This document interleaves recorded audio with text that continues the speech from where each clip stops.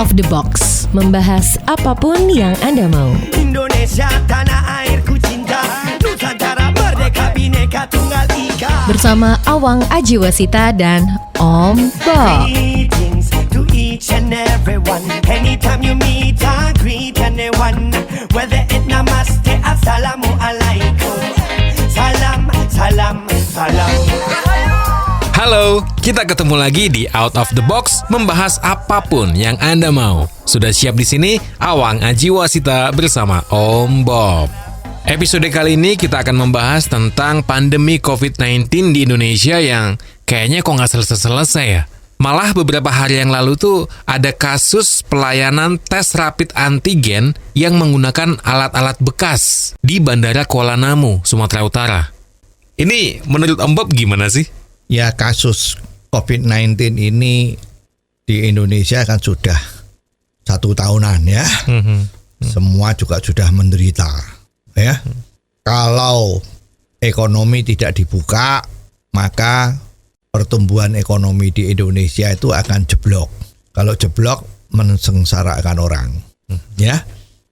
Langkah dari pemerintah itu sudah betul bahwa target ada 70% dari penduduk Indonesia itu harus bisa dilakukan vaksinasi agar supaya tercapai yang diketahui sebagai herd immunity ya.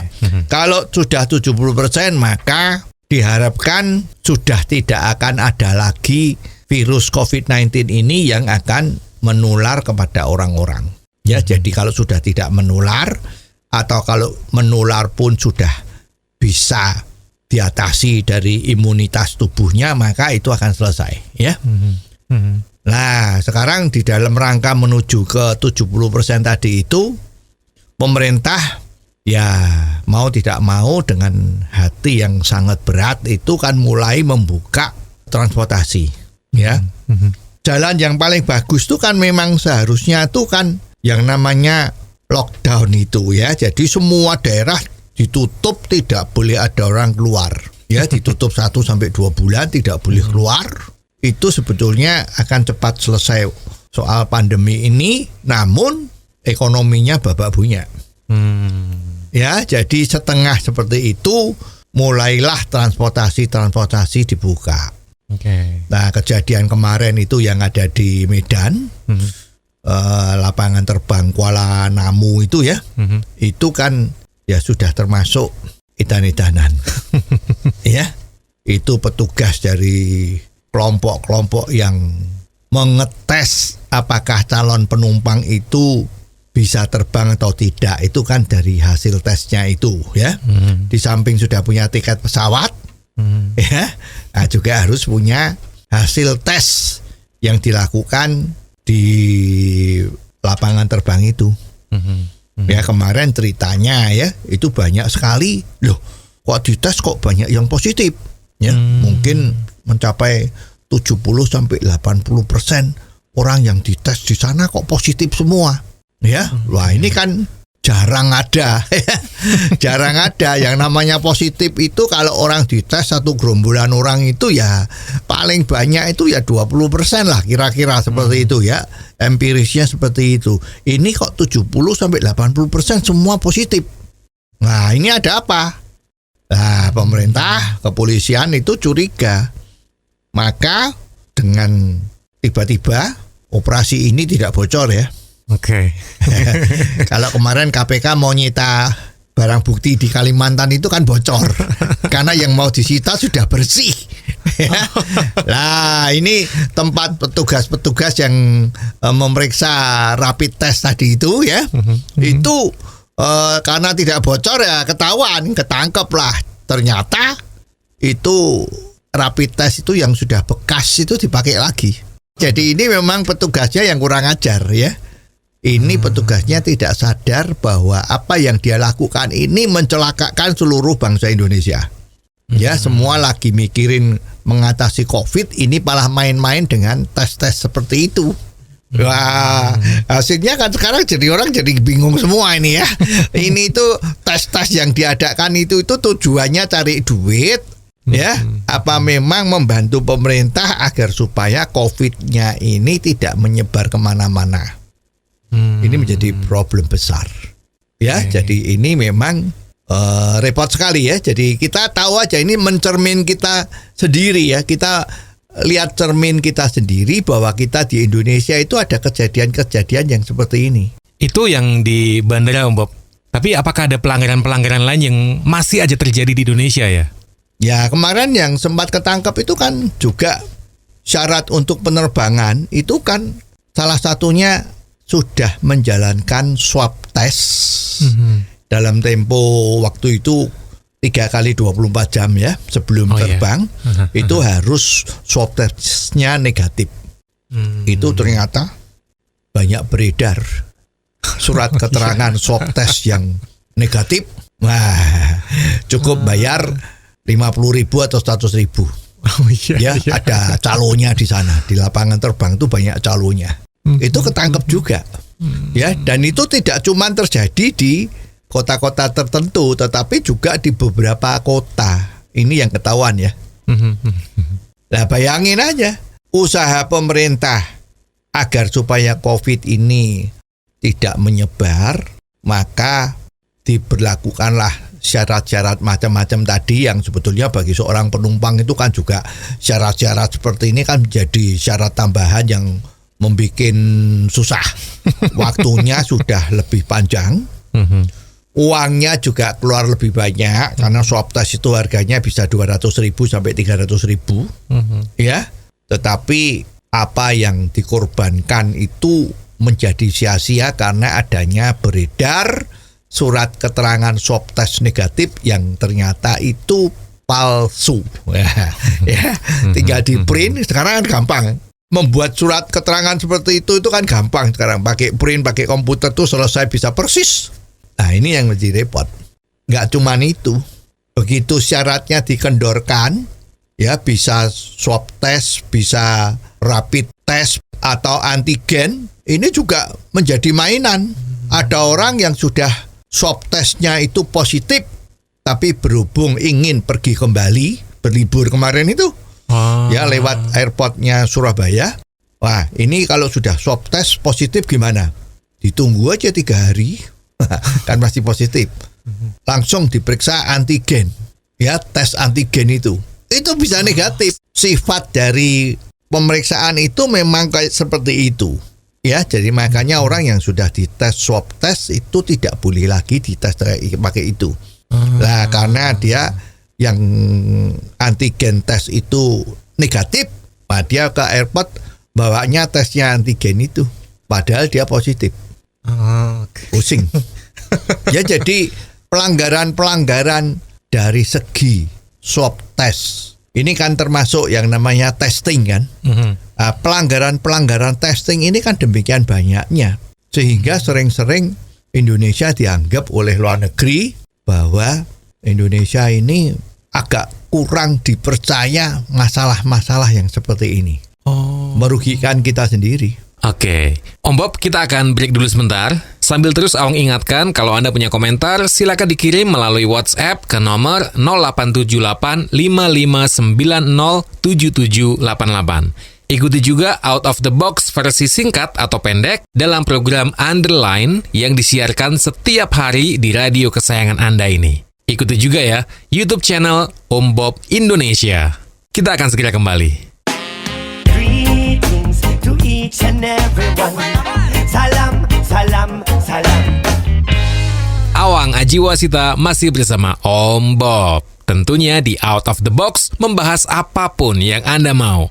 Kita masih mendiskusikan seputar pandemi COVID-19 di Indonesia yang belum selesai juga. Nah, kalau kabar terbaru nih Om Bob, di India itu kasus COVID-19 malah melonjak tinggi ya. India itu kan pandeminya ini kan lagi menggila ini. Gelombang keduanya itu lebih gila dari gelombang pertama. Betul. Ya, jadi gelombang pertama selesai, ya bukan selesai lah. Gelombang pertama itu sudah menurun. Di India itu kecepatan vaksinasi juga cepat. Dia juga punya pabrik seperti di Indonesia, pabrik vaksin ya. Itu pada bulan Februari atau Maret itu sudah mulai menurun banyak. Nah, tetapi kemarin kita lihat dalam satu upacara keagamaan di India sana, itu kan penduduk berkumpul di muara dari Sungai Gangga itu, ya, itu ya namanya kepercayaan dari agama dan kepercayaannya itu memang mereka mempunyai tradisi harus menceburkan diri di dalam sungai itu, ya, apakah itu mencuci dosanya atau minta berkah, itu melalui situasi yang seperti itu, ya. Dan kalau kita lihat itu begitu gila-gilaannya kan, itu demikian banyaknya, dan itu kan tidak terjadi hanya di Sungai Gangga itu saja. Mungkin yang di hulu-hulu di bawah-bawahnya itu kan negara-negara bagiannya kan banyak sungai-sungai seperti itu juga. Lah karena kepercayaannya seperti itu, lah rupa-rupanya sudah seneng kan karena vaksinasinya berhasil, mulai landai sekali itu penderita barunya untuk COVID. Lah apa yang terjadi? Naik lagi, ya, orang yang kena melebihi gelombang pertama, dan sampai sekarang itu banyak sekali pasien-pasien yang kena COVID itu tidak ada tempat tidur lagi di rumah sakit. Dan apa yang terjadi? Kekurangan oksigen. Ya, orang kalau kena COVID itu biasanya napasnya agak sesak, itu harus dibantu pakai oksigen. Oksigen di India itu bisa kekurangan. Ya, sekarang bala bantuan datang dari mana-mana, ya. Dari Tiongkok, dari Jepang, dari Amerika, Australia, semua bantu ngirim oksigen. Bayangin, orang-orang yang sakit terpaksa tidak bisa dirawat di rumah sakit, dirawat di dalam bajai. Sana masih banyak bajai, ya. Oke. Di dalam mobil, ya, dikasih infus di sana, jadi tidak bisa dimasuk rumah sakit. Terus yang meninggal juga banyak. Itu juga mengerikan. Ya, jadi ini adalah satu pengertian-pengertian yang tidak dimengerti, ya, oleh para rakyatnya. Apakah di Indonesia juga ada potensi-potensi menuju ke sana ya, Om Bob? Ya, sekarang kalau yang di Indonesia ini kan bicara soal mudik. Oke. Ya. Nah, sekarang soal mudik itu kan pemerintah sudah benar memberikan larangan. Ya, tahun ini jangan mudik. Ya, tahun lalu mudik tidak boleh, tapi pulang kampung boleh, betul? Nah, sekarang tidak boleh mudik.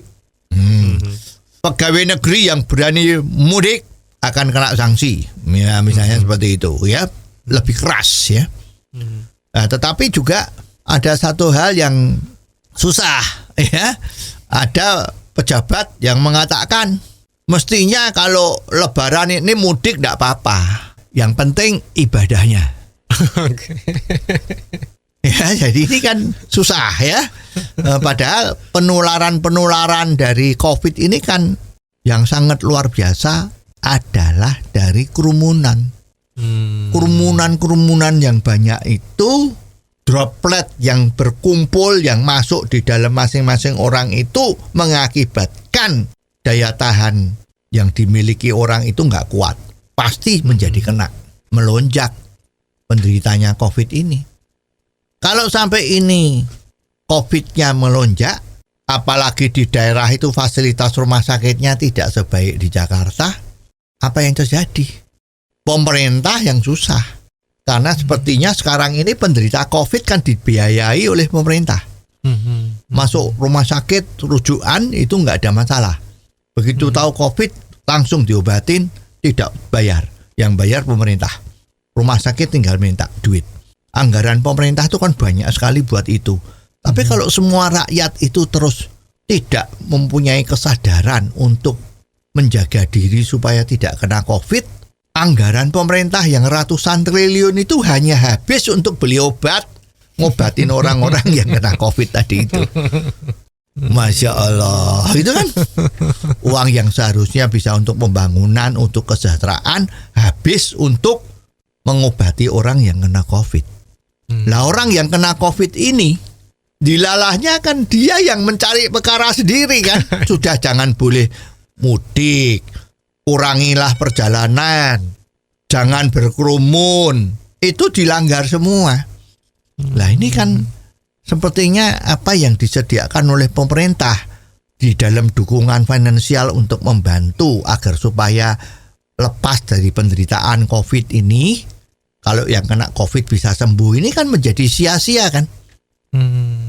Jadi orang cari penyakit, bukan orang sakit yang diobati, tapi orang yang cari penyakit terus minta pemerintah ngobati. Ya anggarannya sudah ada, mungkin dipikir daripada anggarannya nggak habis gitu ya. Nah, ini yang repot. Ya jadi hati-hati sekali. Ini mudik ini juga ada pejabat pusat itu yang mengatakan minta dispensasi. Kalau santri itu boleh mudik, terus gaum bersambut. Di Jawa Timur pejabatnya juga santri Jawa Timur boleh mudik. Tapi ada juga pejabat di daerah yang lain bilang kita dukung santri di daerah kita juga tidak boleh mudik. Nah ini jadi gimana? Ya jadi mestinya kepentingan utama sekarang ini adalah bukan silaturahmi antara keluarga lama udah gak ketemu kangen-kangenan. Tapi kalau situasi sekarang yang paling penting ya harus mencegah COVID ini. Terus aturan kalau mudik kecuali kecuali kecuali itu boleh. Ini banyak yang repot. Ya jadi ini harus betul-betul ketat. Ya kemarin sudah sempat koordinasi bahwa banyak akan dilakukan. Kalau ada yang nekat mudik tidak membawa surat rekomendasi yang sakti, harus diputar balik. Ya berapa banyak tenaga yang harus mengawasin ini. Ya belum nanti kalau kejadiannya seperti itu di Kuala Namu tadi itu. Mau yang palsu ya. Ya atau pasal 68 jalan terus gimana? Oke. Ya kasihan ya. Banyak kan? Banyak petugas-petugas kita tuh yang kasihan sama orang. Udah jauh-jauh ini setahun sekali mudik, kalau nggak boleh bagaimana, kasihan.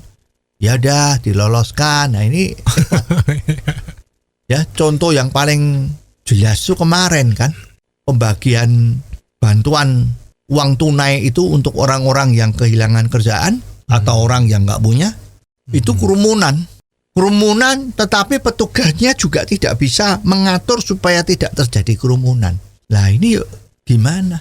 Ya jadi kalau sudah seperti ini tuh seolah-olah loh ya, seolah-olah itu masyarakat Indonesia itu sangat kurang disiplin. Ya dalam menjalankan tugas-tugasnya itu kedisiplinannya itu sangat kurang.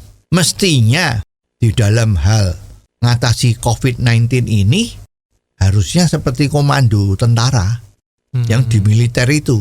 Kalau komandannya bilang belok kanan ya semua belok kanan. Komandannya bilang tiarap semua. Komandannya bilang jangan banyak bicara, semua diem. Harusnya seperti ini. Masalahnya kalau di atas sudah seperti itu, di bawah begitu enggak? Yang menghadapi sama masyarakat itu. Ini menjadi persoalan besar. Well, Om Bob, kita akan break dulu sebentar ya. Tapi, kalau Anda akan mengirimkan komentar tentang apapun juga, silakan melalui WhatsApp 0878 5590 7788. Ikuti juga Out of the Box versi singkat atau pendek dalam program Underline yang disiarkan setiap hari di radio kesayangan Anda ini. Anda juga bisa mengikuti melalui YouTube channel Om Bob Indonesia. Kita akan kembali sesaat lagi. Greetings to each and everyone. Salam, salam, salam. Masih Anda dengarkan Out of the Box, membahas apapun yang Anda mau. Awang Ajiwasita bersama Om Bob. Pandemi COVID-19 di Indonesia yang belum selesai juga masih terus kita diskusikan di sini.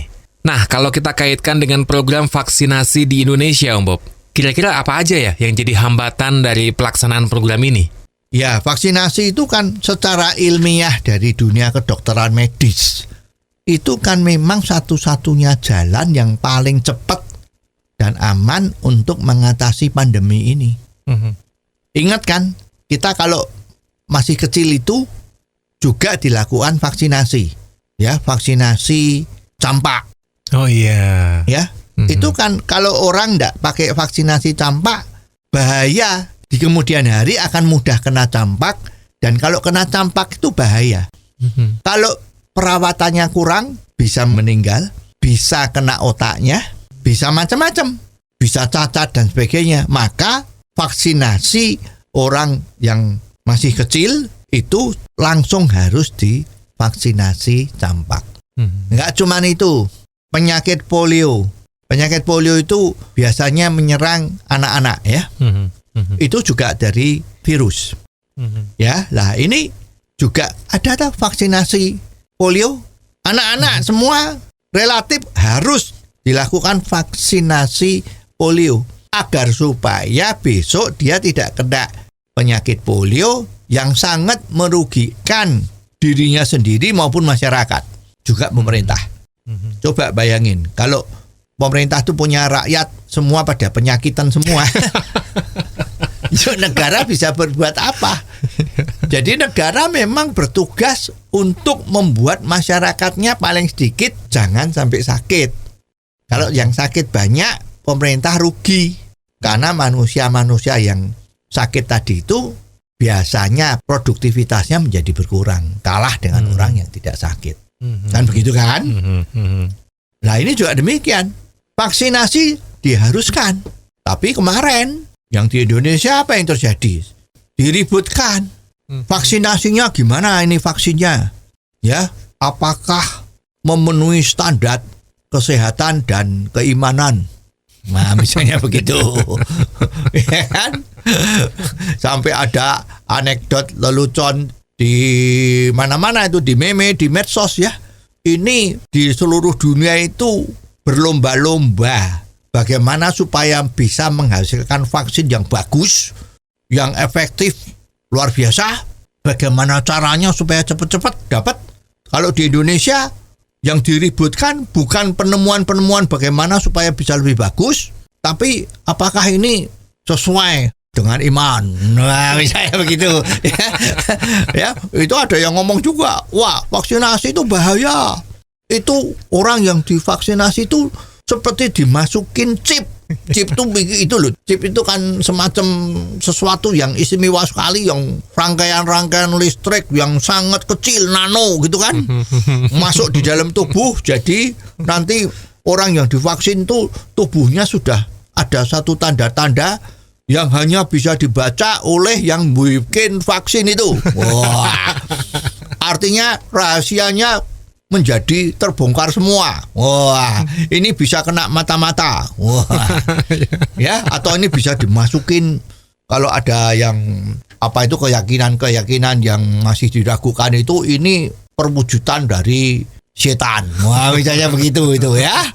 Setan lebih mudah masuk kalau sudah ada itu. Lah, hembusan-hembusan seperti itulah yang membuat masyarakat Indonesia kita menjadi tidak semuanya mendukung vaksin.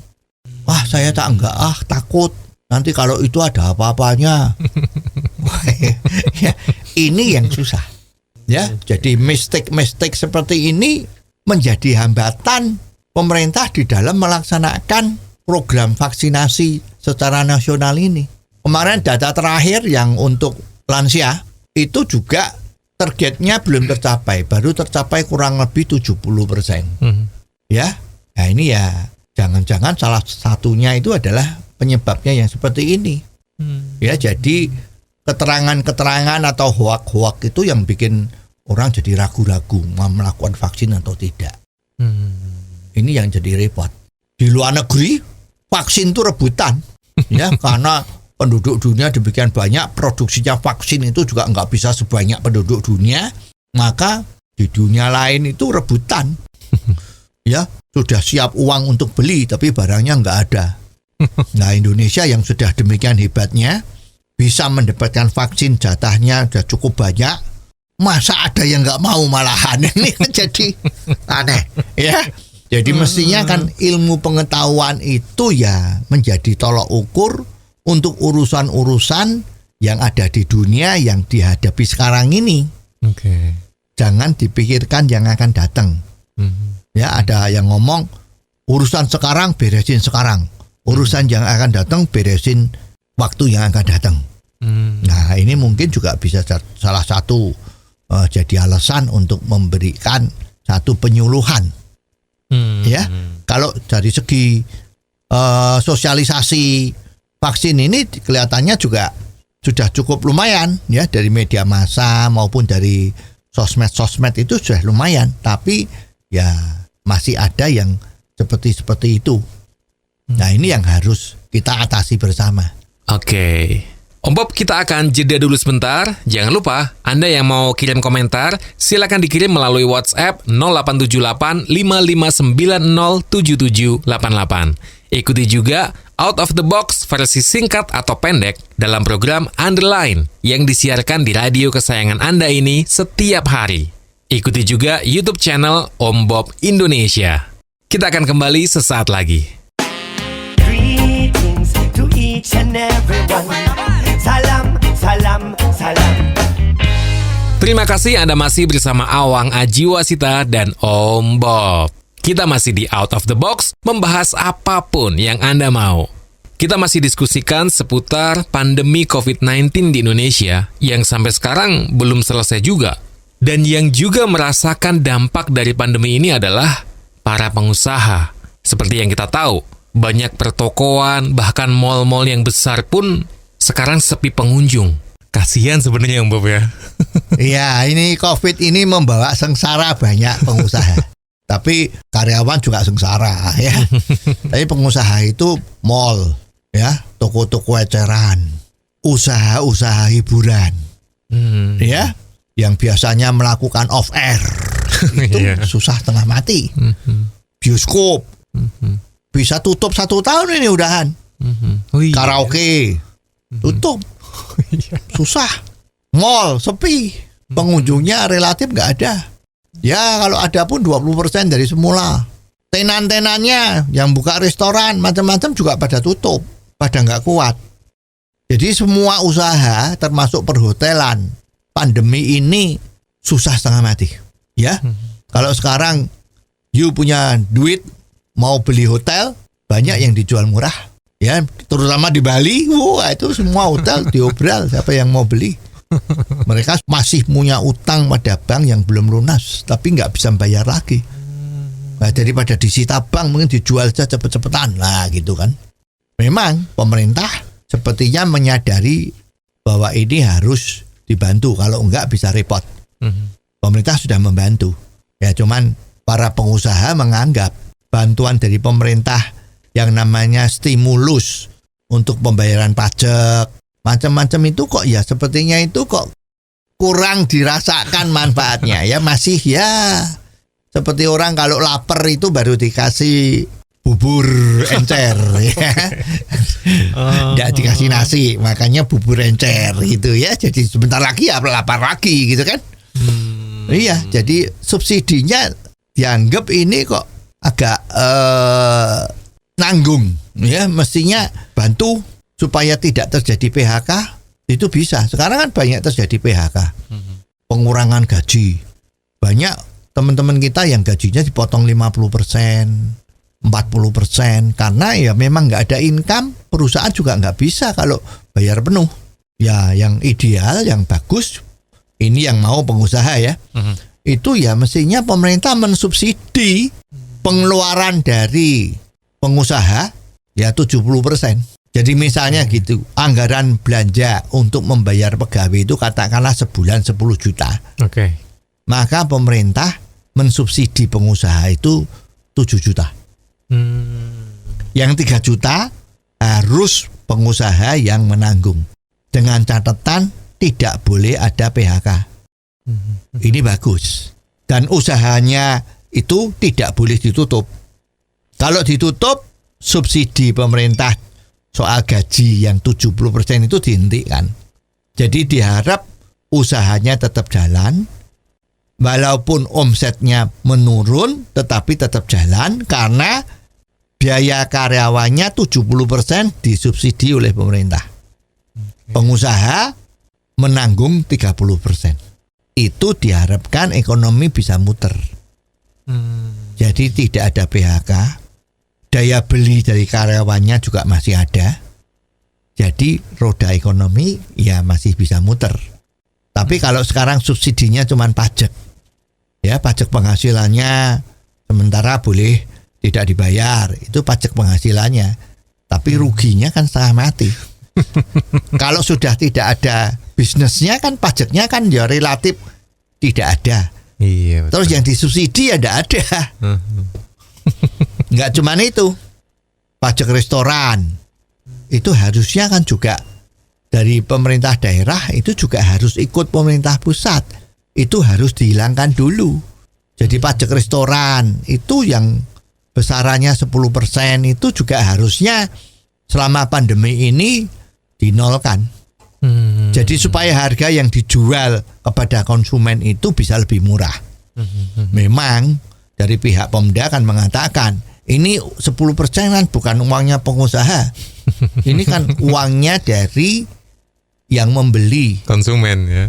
Lah tapi konsumen kan juga mikir kalau misalnya sekarang harganya tuh 100.000 ya, menjadi 110 karena 10.000-nya harus bayar sama pemerintah kan. Mikir-mikir wah ini kok 110.000 ya. Udahlah aku cari barang yang harganya 90.000 mungkin gitu kan. Iya. Tapi kalau itu sudah dihilangkan, otomatis harganya turun 10%. Harganya turun 10%, orang daya belinya naik 10% juga kan. Oh iya. Itu namanya sama-sama merasakan pandemi ini. Ya, tapi kalau sekarang kan enggak. Pegawai negeri rasanya kok enggak pernah dengar ya kalau gajinya dipotong. Ya memang anggaran untuk dinas pergi keluar kota tidak ada lagi, fine ya. Biaya rapat tidak ada lagi, fine ya. Tapi gaji kan enggak dipotong. Kalau swasta kan banyak yang dipotong. Nah kemungkinan ya ini perlu dipikirkan. Jadi pajak daerah yang selama ini ada juga harusnya dinolkan dulu. Itu kalau namanya bekerja sama, saling bahu-membahu, gotong royong untuk mengatasi COVID-19 ini supaya ekonomi tetap bisa muter dengan baik. Salah satunya ini. Jadi jangan sampai pengusaha yang disuruh ikat pinggang tapi tetap harus bayar macam-macam, ya kan? Apalagi itu nanti ya THR tuh mau tidak mau harus dibayar penuh, gitu kan? Itu pengusaha tuh kan ya nggak bisa ngomong, ya karena yang minta THR dibayar penuh barang itu kan suaranya lebih keras kan? Apalagi nanti di demo-demo seperti itu, pengusaha kan nggak pernah demo, cuman mikir aja ini kalau kita nggak punya duit terus gimana? Kan susah ini. Nah mestinya ini kan pemerintah itu ya harus mikirin seandainya pemerintah itu pengusaha gimana. Gaji pegawai negeri nggak dipotong ya karena pemerintah nggak cari duit. Sekarang utang aja boleh kan. Kalau pengusaha gimana? Cari utang bank sekarang juga susah. Utang buat apa? Nggak ada bisnis kok. Utang buat bayari karyawan ya. Bank nggak mau ngasih pinjaman. Nanti kalau nggak bisa ngembaliin gimana? Tapi yang juga ada dampaknya kalau terkait dengan karyawan yang di PHK itu Om Bob, masih ada korban-korban PHK yang masih belum tahu mau ngapain. Itu solusinya apa ya Om Bob? Ya, karena pandemi ini kan membuat situasi itu berbalik arah. Ya, semua berubah, tiba-tiba berubah. Orang yang biasanya mempunyai kebiasaan jalan-jalan menjadi tidak. Menjadi penghuni rumah tahanan sendiri. Ya. Jadi mau tidak mau semua menjadi start mulai nol. Jadi orang-orang yang kena PHK ya harus mikir bagaimana caranya. Oh, sekarang jual beli online rame.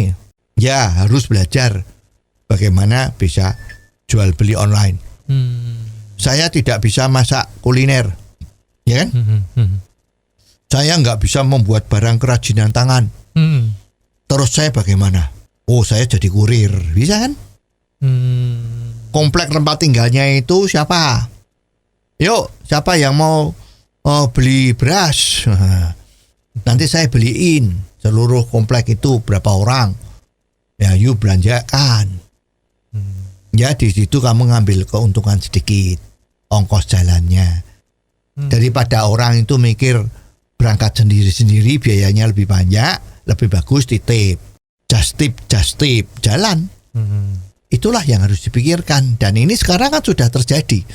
Banyak just tip, banyak online. Betul. Apalagi sekarang fasilitas sosmed itu sangat luar biasa kan. Indonesia termasuk yang paling banyak menggunakan sosmed di dunia.